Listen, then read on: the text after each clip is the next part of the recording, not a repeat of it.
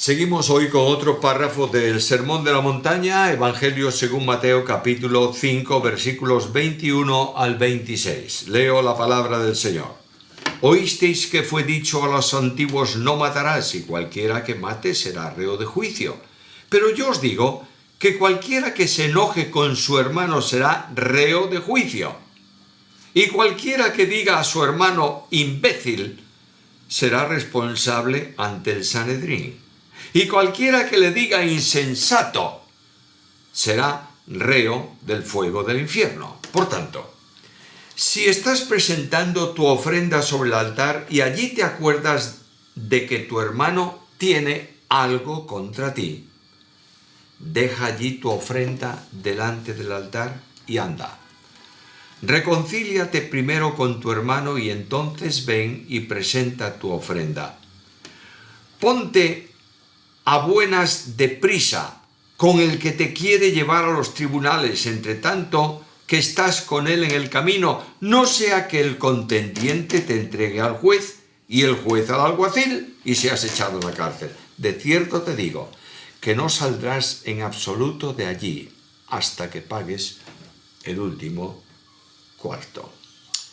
Jesús está enseñando lo que significa obedecer la ley y lo que significa o lo que tiene la ley de interpretación y de significado. Los escribas y los fariseos habían distorsionado la verdad de la ley por puro legalismo, de manera que el amor no formaba parte de la experiencia de vida del escriba ni del fariseo. Ellos enseñaban que los enemigos de Dios, enemigos de la ley, que podían ser gente del pueblo e incluso próximos a la familia, tenían que ser odiados, porque ellos no conocían ni obedecían la ley.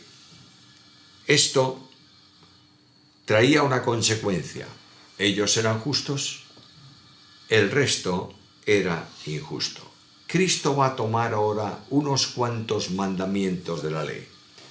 Mandamientos que se enseñaban de forma literalista. Sé que esa palabra no existe. Es decir, de una forma literal, en tal dimensión que los mandamientos se interpretaban por la letra, pero no por el contenido o el alcance que Dios había dado. Esto producía serios conflictos. Primeramente, Cristo va a ilustrarlo, va a enseñarlo en la dimensión en que como verbo de vida puede dar de interpretación a la palabra, y en primer lugar habla de reconocimiento. En segundo lugar habla de reconciliación. Y en tercer lugar habla de responsabilidad. Primeramente de resentimiento. Lo que las gentes conocían, versículo 21, mandamiento. Oísteis que fue dicho a los antiguos: no matarás, y cualquiera que mate será reo de juicio. ¿Oísteis esto? Sí. ¿Es correcta? Sí. Es lo que Dios había establecido en la ley. Las gentes oían las enseñanzas de los escribas y de los fariseos, pero el texto permite una modificación para estos que enseñaban. En primer lugar, el caso que Cristo toma aquí sería referido a la ley dada a los antiguos, es decir, en el segundo tiempo de la enseñanza de los tiempos antiguos. En cualquier caso, se refiere al mandamiento de la ley. Digo en la segunda etapa de la enseñanza porque conocéis la historia de Israel perfectamente hasta el cautiverio, una etapa, luego del cautiverio la segunda etapa que llega a los tiempos de Cristo, y dice: oísteis que fue dicho, haciendo referencia a lo que oyeron los antiguos en el desierto, y luego los que vinieron del retorno del cautiverio: oísteis que fue dicho, no matarás. Ahora, el mandamiento y la enseñanza tradicional no coincidían. El mandamiento está compuesto por dos. El primero de ellos en el Decálogo, Éxodo 20:13, que dice literalmente: no matarás. Probablemente se puede distinguir el matar ahí de otra forma. No cometerás homicidio, porque indudablemente había guerras que Dios permitía, había pueblos que Dios condenaba a la muerte, y en cierta medida, si el mandamiento significase simplemente no matar de ninguna forma, entonces Dios mismo estaría quebrantando su ley. Ahora, el segundo mandamiento amplía lo establecido para el primero, y lo tienes en Números capítulo 35, versículos 30 y 31. La enseñanza de los fariseos y de los escribas se limitaba al literalismo. Es decir, si tú no le quitabas la vida a otra persona, el mandamiento no tenía ninguna razón acusatoria contra ti. Pero Cristo le va a complementar la enseñanza. Versículo 22. Pero yo os digo, es decir, vosotros oísteis, no matarás. Y os fue dicho que el que matase será reo ante el juicio. Pero yo os digo, no cambio el mandamiento, voy a extender el sentido, el significado. Yo os digo que cualquiera que se enoje contra su hermano, etcétera, etcétera. La enseñanza de Cristo es una enseñanza con autoridad. No podemos olvidar que el Maestro es el Verbo encarnado. No podemos olvidar que el Verbo escrito, el Logos escrito, la palabra de Dios, hace expresión para los oídos, la lectura, el cerebro del hombre en la dimensión del hombre. Pero el Verbo de Dios expresa exhaustivamente a Dios mismo y el pensamiento supremo de Dios. Los fariseos enseñaban a temer las consecuencias externas del mandamiento. Parte primera del versículo 21. Oísteis que fue dicho a los antiguos. Cristo ni sustituye ni desautoriza el mandamiento, simplemente lo amplía. Por tanto, Cristo enseña el alcance mayor en relación con el mandamiento. No es el temor a ser condenado por un tribunal. Es el temor de ofender a Dios, porque Dios no juzga los actos externos, que son apariencias o manifestaciones de la intimidad del corazón. Cristo dice que no solo debe evitarse el homicidio, sino que debe mantenerse una actitud afectuosa para los demás. La vida de santidad no consiste en lo que se hace, sino en lo que se es. Yo puedo aparentar una vida de piedad, venir a todas las reuniones, orar de una forma muy, diría yo, espectacular, pero mi corazón puede estar lejos de Dios. Escucha lo que dice el profeta al pueblo de Israel. El corazón de ellos y los mandamientos míos son como de hombres que no tienen valor. Y este pueblo se acerca a mí, con sus labios me honra, pero su corazón está lejos. Por tanto, si el corazón está lejos, las acciones todas que salen del corazón están lejos de Dios. Ahora nota la interpretación que el Señor le da, segunda parte del versículo 22. Cualquiera que se enoje contra su hermano será reo de juicio. Enojo aquí tiene que ver con la manifestación de ira personal. La Biblia dice airaos, pero no pequéis, y el creyente tiene todo el derecho de airarse cuando observa que alguien está quebrantando un mandamiento, ofendiendo a Dios. Sentimos en el corazón nuestro repugnancia, repulsión, enfado por lo que ese está haciendo, porque no lo está haciendo a nosotros, lo está haciendo a Dios. Por tanto, la ira, aquí en el contexto, manifiesta un rencor interno contra alguna persona, y esa actitud es contraria al amor. Tiempo después el apóstol Juan en la primera epístola, en el capítulo 4, versículo 8, en el capítulo 3, versículo 16, otra vez en el versículo 4, versículos 9 y 10, habla de lo que significa no amar. Y yo no voy a extenderme ahí para no alargar el tiempo de este programa en este día, pero lo que sí puedo es resumirlo de esta manera: cualquiera que no ama a su hermano, no ama a Dios. Y el que dice que ama a Dios y no ama a su hermano es mentiroso. Y el que no ama a Dios es una persona que está sin esperanza y sin vida.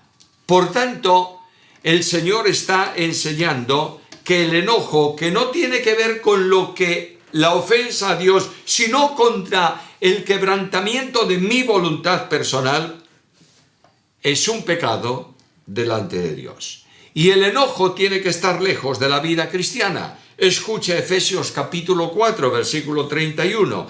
Quítese de vosotros toda amargura, enojo, ira, gritería, maledicencia y toda malicia. Nota la progresión de los acontecimientos que comienzan por la amargura. Primeramente, la amargura, espíritu amargado. El que siente dentro de sí que todos le están fastidiando, que nadie le entiende, comienza una semilla de amargura. Va generando enojo y cuando está sumamente enfadado se manifiesta la ira. Y la ira se expresa por medio de gritería, gritos. Ya has perdido el control de tu estabilidad emocional. Luego maledicencia, que va diciendo maldades o cosas perversas de la otra persona. Y después toda malicia para hacer los actos peores que se puedan realizar contra los demás. Es una progresión. Quiero decirte que Cristo habla para la ética del reino. Y quiero decirte que ha habido y hay a lo largo del tiempo personas con amargura. No hay peor amargura en el individuo que cuando creen que hay otro que está ocupando un lugar superior al que le corresponde a él. ¿Notas que este fue el pecado de Satanás? ¿Notas que Satanás dijo: no es bastante el lugar que me asignó Dios? Yo quiero subir en mi gloria sobre las nubes de Dios, poner mi trono al lado del suyo, que los ángeles me adoren y entonces seré semejante al Altísimo. Este problema está en la vida de la carne y es un problema que arrastra al hombre permanentemente.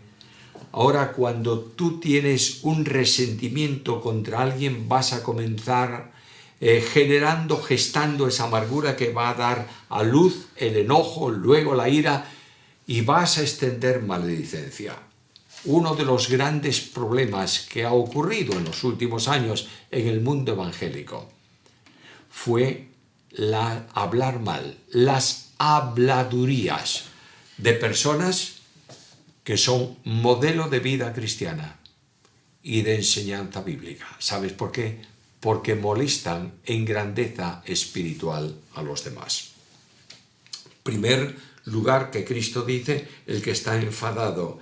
Y dice que el que se enfada de este modo está quebrantando el mandamiento de no matarás, el mandamiento del homicidio. Porque lo que siente en su corazón sería el deseo de eliminar al otro.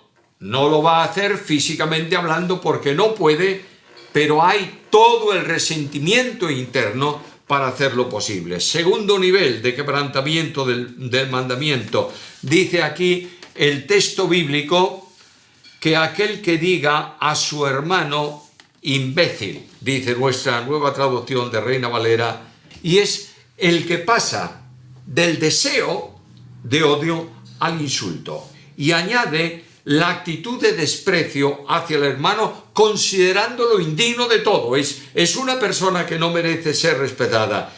Y una frase reveladora de ese insulto estaba en la boca de los escribas y de los fariseos. Juan capítulo 7, versículo 44. Mas esta gente que no sabe de la ley es maldita. Es decir, considera al hermano indigno de ser amado y sitúa al que insulta en una posición de arrogante superioridad. Y Pablo tiene que preguntar: ¿quién eres tú? ¿Qué es lo que tú tienes que no hayas recibido? Y si lo has recibido, ¿por qué te glorías? Y dice algo más: ¿quién eres tú para juzgar al siervo ajeno? El que insulta al hermano ha quebrantado el mandamiento de la ley: no matarás. Tercer nivel. Dice el texto bíblico: cualquiera que le diga insensato será reo del infierno. La palabra insensato aquí, fatuo, en versiones anteriores, equivale a renegado. Es decir, es un pecado de difamación. Está difamando al hermano, está diciéndole que se ha apartado de la doctrina, que vive una vida desviado de la Escritura y genera contra él un repulso, un rechazo de otras muchas personas. Santiago habla de la maledicencia y dice que cómo es posible que con la misma boca se alabe al Señor y con la misma boca se hable mal de los hombres. Mira por favor un texto de Santiago, capítulo 4.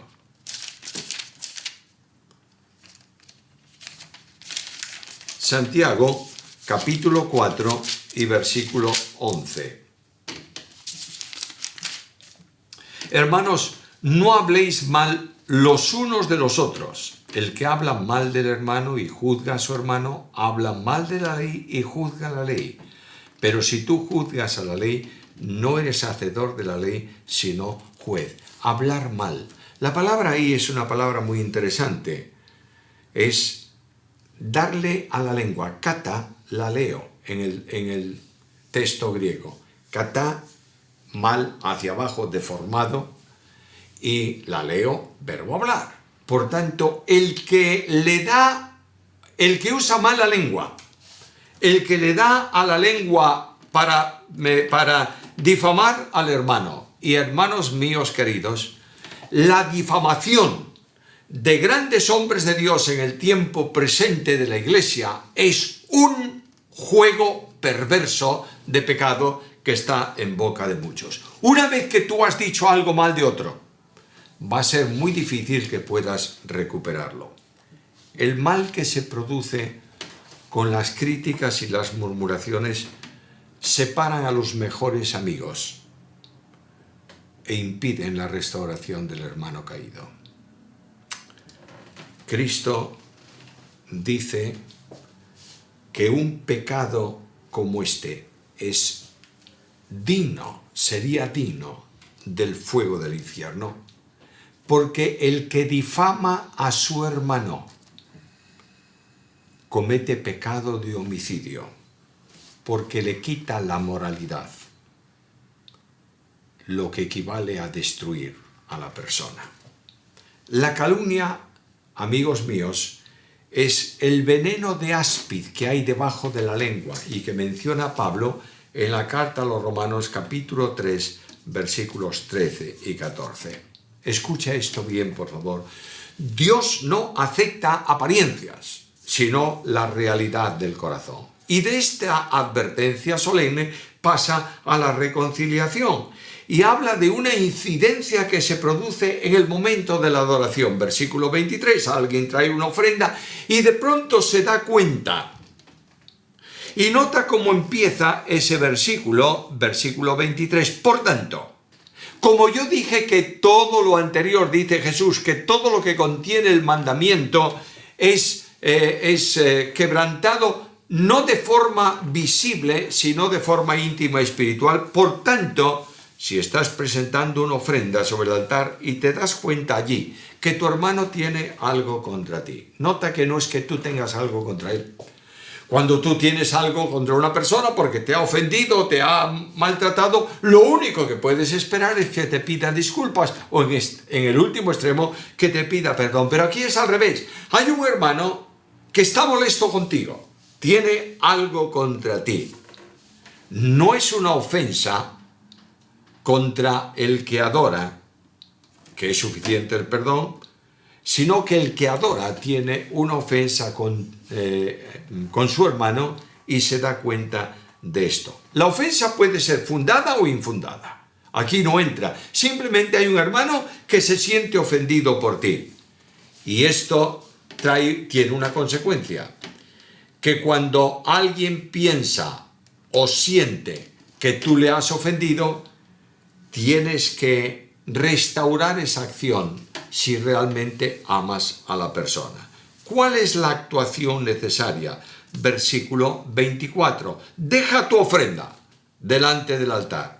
Ve y reconcíliate primero con tu hermano y entonces ven y presenta la ofrenda. La ofrenda debe ser dejada. No te preocupes de ello. En aquel tiempo pues consistía en un sacrificio de algún animal o una ofrenda vegetal también, pero en nuestros días estamos hablando de un sacrificio espiritual agradable a Dios que forma parte del culto. Hay 5 sacrificios espirituales.